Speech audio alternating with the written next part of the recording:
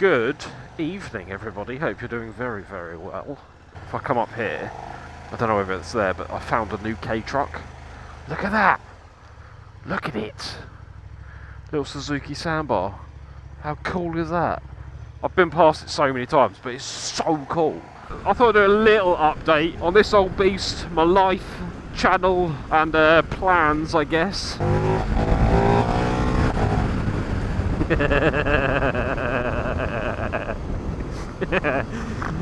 Oh, a little snort there.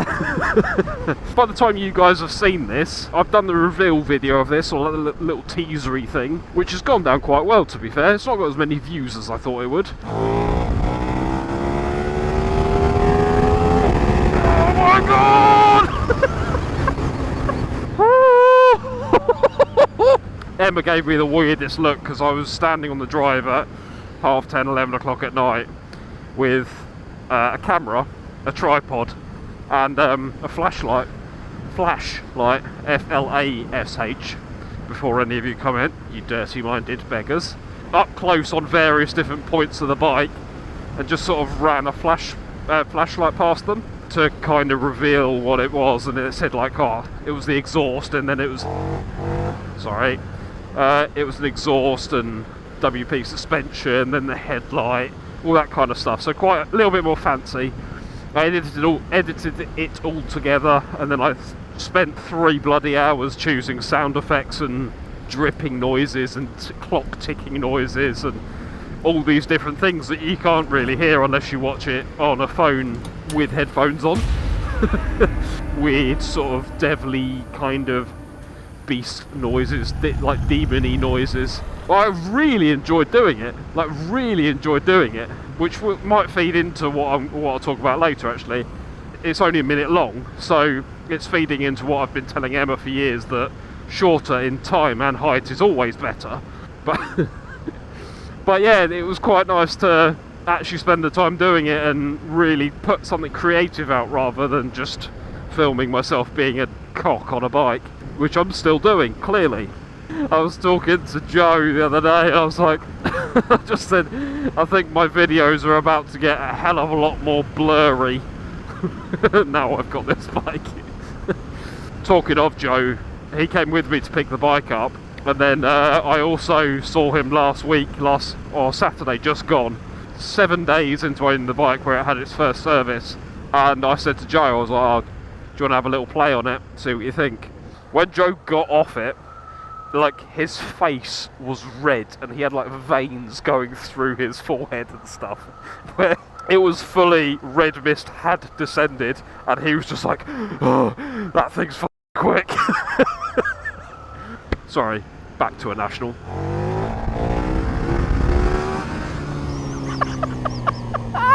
That was quite a good acceleration, I mean, and it's just suspension travel that makes it look like you're facing the ground more. But this camera moves around and all sorts.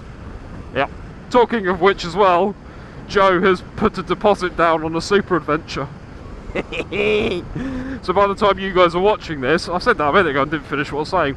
By the time you guys are watching this, Joe should have a super adventure, which meant his Africa Twin should be sold. My ownership of this bike so far, I rode it down to Cornwall, as you would have seen in the week, probably last week or the week before's video. Struggled to bond with it, if I'm completely honest. I mentioned this in my walk around video. I don't know whether the walk around and the running in miles video is going to be the same one or not, but I wasn't particularly excited about picking the bike up, and I think it was mainly down to the fact that I put my name on the bike 3 or 4 weeks before I got made redundant. When I finally got my permanent job again, which I started yesterday, and they haven't fired me yet, so that's good news. Side note, thank you very, very, very much to every single one of you that have supported me through that shitty period of my life. Hopefully now we're back on the straight and narrow. That's what old people say, isn't it? Those who joined the Patreon, those who upped the Patreon amount, like their donations every month, just for those couple of months while I was unemployed, you guys, yeah, thank you very, very much. It greatly helped pay my bills. I always had assumed that I'd get another job, because if I didn't, I wouldn't have a house. Not having a job for 3 months it can affect your approval rate for finance, things like that. So I was very shocked when the finance went through still. Maybe shocked is the wrong word, but relieved possibly. And then I picked it up, and then I rode pretty much that day down to Cornwall, and then rode home. And then I got the service done. And I, like, that whole time, I loved the bike, as I did with the Super Duke I had for that trip. But I could have walked back and given the bike back to KTM Centre and walked away like nothing had changed again. Like similar to what I did with the Super Duke from KTM UK. Like, you get the bike, you do a challenge on it, you do a thing on it, so you use it for a purpose, and then you give it back, and then you walk away and it's not yours. That's what it felt like. That's completely what it felt like. Obviously, coming back along the Atlantic Highway, oh my god, what a machine. Until weirdly, the day before, the Friday before my first service, I took the bike out in the afternoon just for a bit of a dick around. Like, it was still under 5,500, 6,000 RPM for the most part, sort of. But I just rode it because I wanted to ride it. It was like that 30 miles I did, or whatever I did that night, flicked a switch. It completely changed my opinion of this bike and it being mine.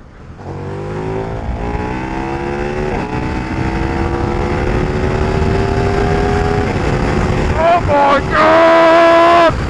Woo-hoo-hoo! Oh my god! Ah! And then I had the service on Saturday morning. KTM Centre obviously got the bike in nice and early for me, even though I turned up a little bit late. So I was very, very thankful. And then I just buggered off with Joe for, what, all day pretty much. Me and him just went out and rode like bellend. Sensible road users, definitely. As you all know anyway, very, very well, it's just prep for the beep. Mental.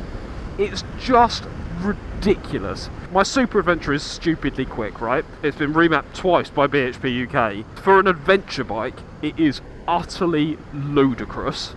This thing makes my Super Adventure seem tame. It feels really bloody quick. Like, if you've never ridden one of these, it feels stupidly quick, like license losing quick. And then you hit 7,000 RPM and the camshaft flicks in.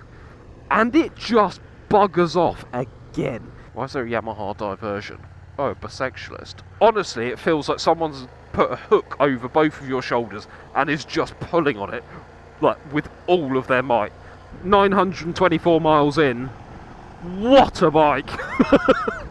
What a bike! I've ordered some bits for it as well. I've got an exhaust on the way. I have got bar end mirrors on the way. I just sent Mike at Mazda Bikes a list of like 450 quid's worth of accessories and bits for it. Crash bungs and radiator guards and like just everything. Evotech this and RNG that.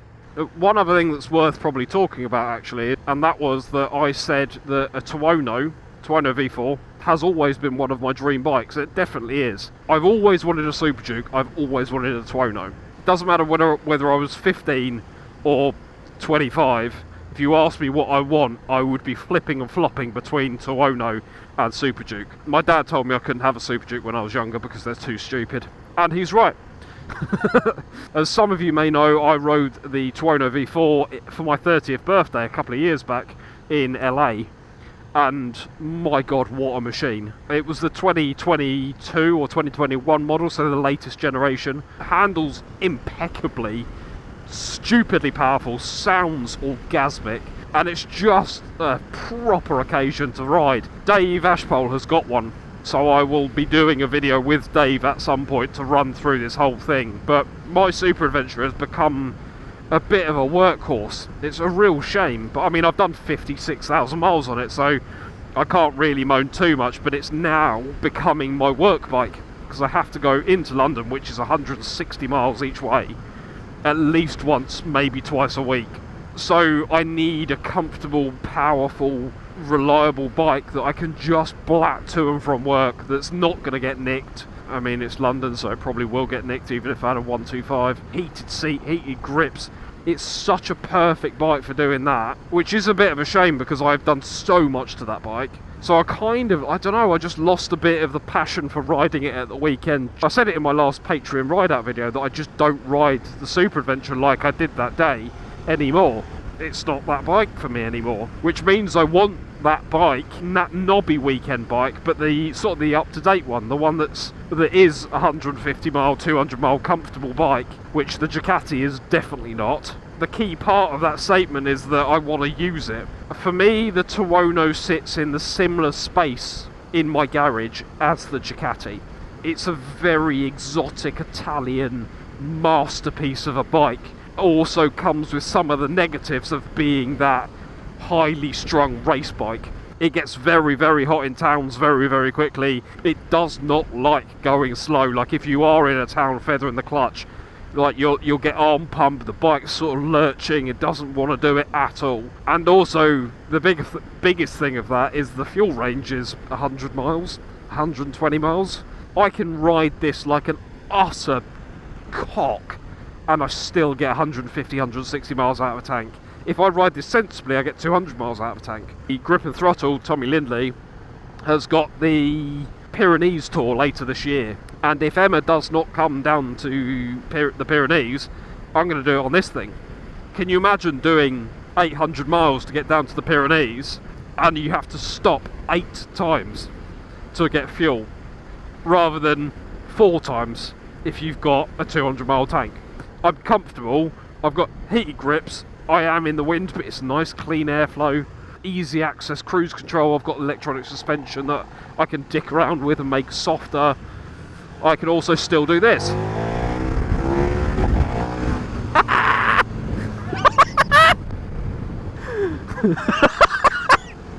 Oh, that suspension really has a lot of travel, doesn't it?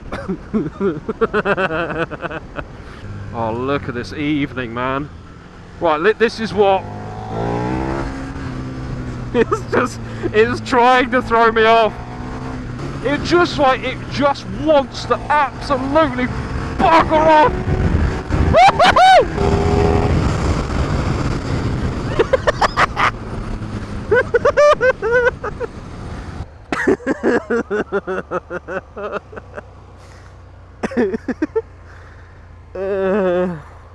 I've done all of that and I've still got a 95 mile range.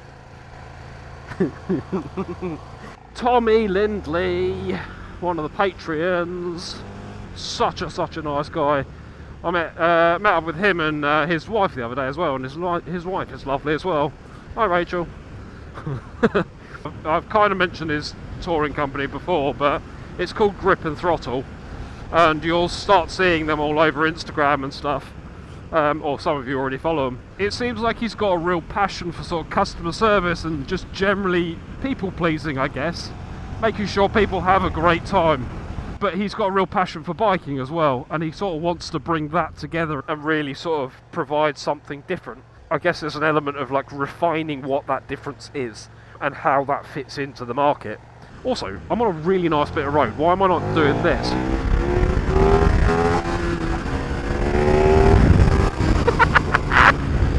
So basically, long story short, go and have a look at his website anyway. We're working on like a discount code for subscribers. I don't want to put a number on it, but you'll get a certain percentage off of a booked trip. Patreons are also getting a higher level of discount. I want to try and give more back to my Patreons because they're lovely, lovely people, and I know I don't have a lot that I can give them. The Pyrenees trip later on this year, which is going to hopefully be amazing. That one's going to be a little bit of like me and Tommy have worked together on that one. And then there's a few others that I'm going to try to basically use his trips towards... I don't want to just become another touring channel type thing, but if I can get, say, when the 1390 Super Adventure comes out, speak to KTM UK, say, can I borrow one? Because I'm going to the Pyrenees in September or whatever it is. And it could be like a long term. I can do 3,000 miles on a bike and go, this is what I think of it. Just while I'm on the subject of the channel, I'm a little bit... I mean, quite a few people have said this recently, actually. I've seen a few people say it. Not like an instant thing by any means, but in the coming months, I'm going to start focusing on more quality of content rather than quantity. My content's not exactly quality anyway. I'm very aware that because this first half of the year has been a little bit of a roller coaster for me in terms of emotions and what's happened, and I mean I can't moan too much. I've bought a monkey bike and a Super Duke, so I really cannot moan. But I've had some very good highs, i.e. this, and I've had some real sort of shitty times as well. I'm not going to call them lows because that sounds like I'm depressed and all sorts of stuff, and I'm not. I'm conscious that there's been some weekends where I've just put out a video and I'm not particularly proud of it, I'm not particularly interested in it.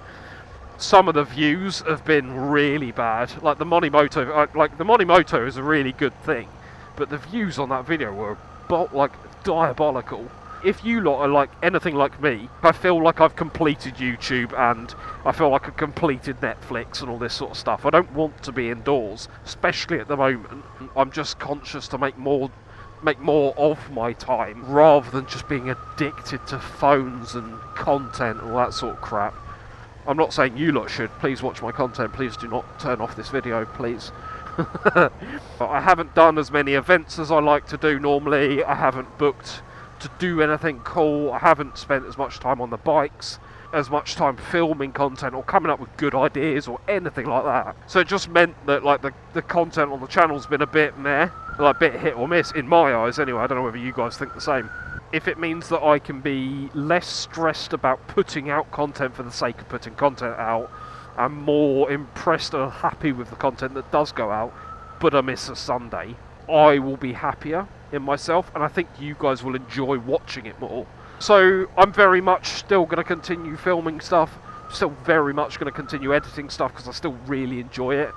I don't really take a lot of sponsored agreements type thing. I don't really take a lot of sponsored kit or freebies or anything like that. But when I do, it's normally because A, I'm interested in it for one, obviously. I wouldn't do a review on something I have no interest in or didn't use. I'm more inclined to say yes to something if I have nothing lined up, or I'm running out of content, or I'm struggling for content. I'm like, oh yeah, okay, I'm interested in that. It'll be a good enough video, and it's also a week's content. I'll be less like that, because I hate doing that shit. It's not worth the stress, I think, is the main take from that. I'm in the process of switching it up. I've got a video idea that might sort of solidify my opinion, but I just don't want to put out shit content for the sake of putting content out. So thank you very, very much for joining me. See you in next week's video. Possibly. If there is a next week's video, right? Right, just to end this video.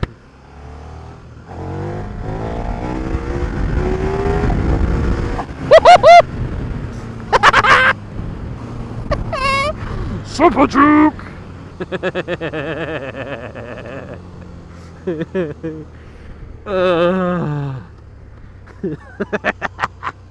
Okay, now bye.